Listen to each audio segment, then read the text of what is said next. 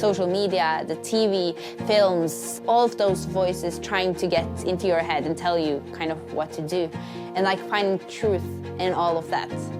What you manage to do with your time and your capacity in life and how successful you are in the eyes of others is what defines who you are. You should be the best at everything and handle everything perfectly, and it's just not realistic.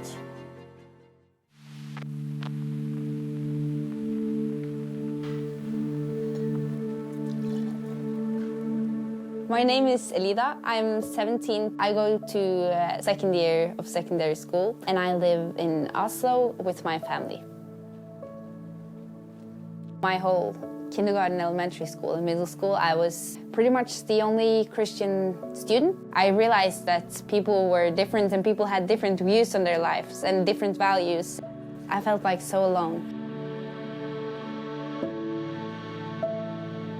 I had these prayer books that I used to write down my prayers. One specific day I just wrote down and I just poured out my whole heart to the Lord. And I was just like, Lord, please, could you please send me at least one friend that could be saved and like get to know you so that I won't have to go through all of this alone. When starting at the new school, I remember thinking like my thoughts were filled with so much excitement and joy because my prayers had been answered. I was like, I had fellow Christians in my class. But at the same time, my heart was a bit wary because there was a lot fewer Christians in my school than I would have expected.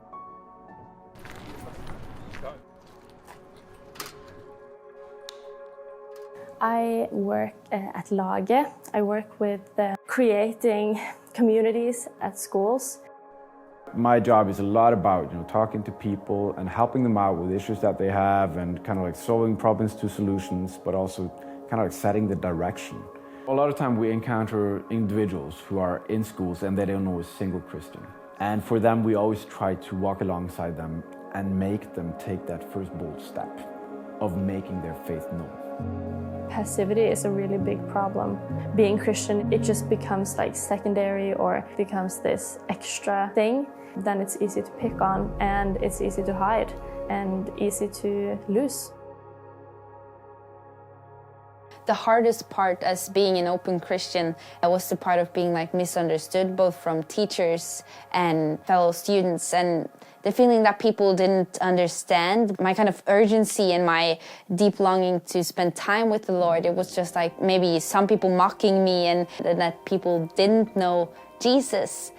So I think conformity and the desire to look the same as everyone else and not to kind of like stand out too much negatively especially, that's one thing that hinders people from being bold about their faith.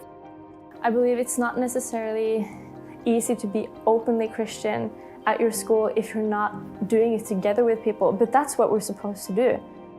So I just gathered some of my friends and I was just like, do you want to go with me and form this prayer and worship group with Laget?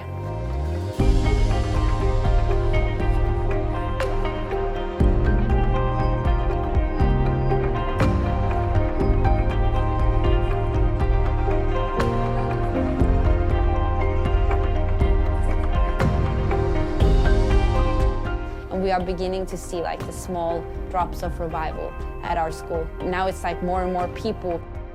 Meeting up in groups is like a really great way of saying, hey, I need you and you need me. And we need each other at the place where we spend the most of our lives throughout 13 years of it. That's where we can be to support young people.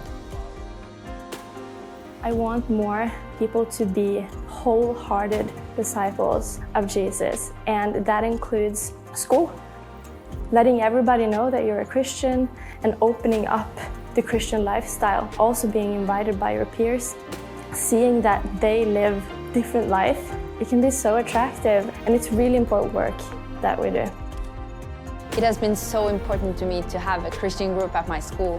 It's been such a blessing. Even though you have a rough day and a hard day, you can just come to that fellowship and just know that you all are there for each other.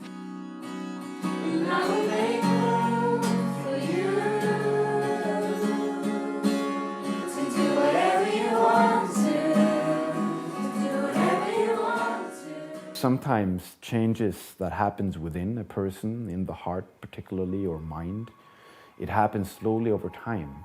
And other times it happens quickly, but you never get to know about it. But we know actually through statistics that there are people's lives who's been changed, that they have come to faith in Christ for the first time. Several of them, all over the country, every year. Learning to trust that you can stay faithful in something and not always see the products of it. Sometimes entire schools change because there was a group of people who wanted it to change. In most cases, you are not the only student that's Christian. It's just that other people does not know where they stand in their faith. So just pray and pray that the Lord will send people to you and that you will meet each other in like His ways. And don't be afraid to talk about what you believe.